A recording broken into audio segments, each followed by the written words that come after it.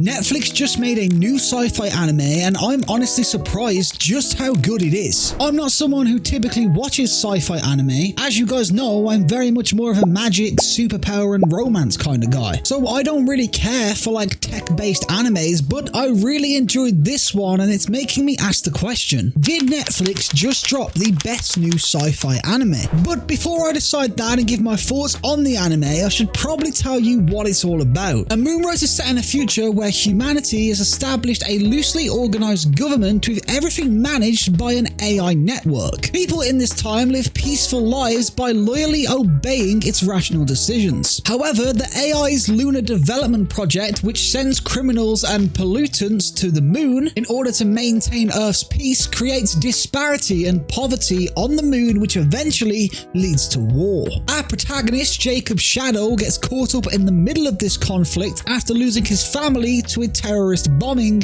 by the Moon Rebels army. Jacob vows to get his revenge and joins the Earth's army as a scout on the moon, only to discover an unexpected leader among the resistance forces. And that's pretty much the synopsis of what this anime is all about. So I guess the question is, what is it about this anime that makes it Netflix's new best sci-fi anime? And one of the main things that makes this anime shine is actually its fights and animation, which realistically was to be expected. I mean, after all, this anime was made by Wit Studio, who, if you guys don't know, were the masterminds behind anime like Attack on Titan and Spy X Family. So this anime was already pretty much guaranteed to be visually stunning, and it definitely was. But the other thing that really stood out for me in this anime was actually its storyline. I personally really enjoyed the story of the anime, despite it being a little confusing at times due to the pacing and jumping back and forth in the timeline between episodes. But I think it still managed to stay on track and be very enjoyable because for once, we actually have an anime where pretty much every question is answered by the end of it. And honestly, that's refreshing to see. I do also want to give some massive props to the soundtrack of this anime because honestly, it was simple but incredible and really suited the vibe that this show was going for.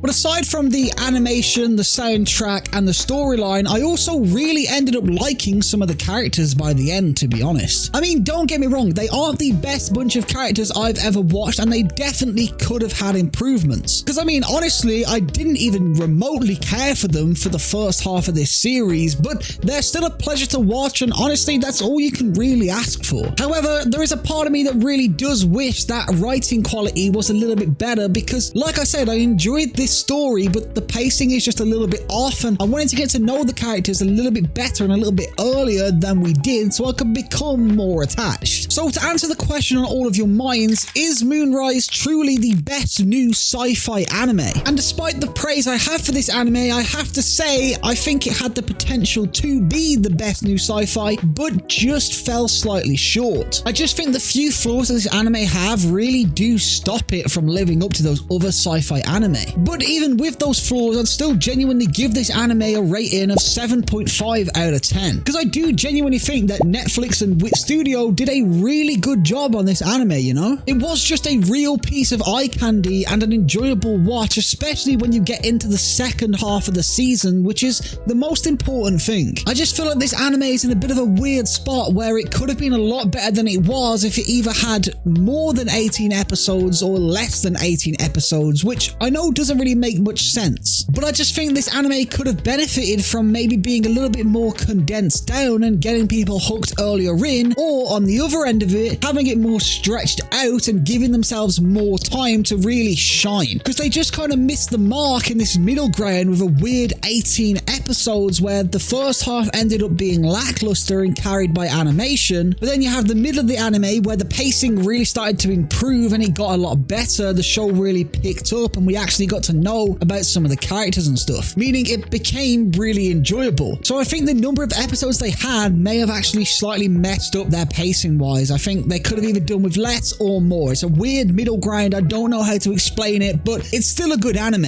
and I definitely still would recommend that people give it a go go, especially if you love yourself some sci-fi and clean animation. I do think that this anime had the potential to be even better than it was and potentially be the best new sci-fi anime, but it just kind of missed that mark, unfortunately. But with that being said, if you've seen this anime, then I'd love to hear your thoughts on it in the comment section below, because I'm really interested on what you guys thought of it. Did you feel the same as me? Was the pacing a little off for you guys? Please let me know and smack that subscribe button while you're down there. But that is the end of today's video, so thank you all for watching, and as always, remember to feed your goldfish, pet your dog, and tell your family you love them. Peace the fuck out.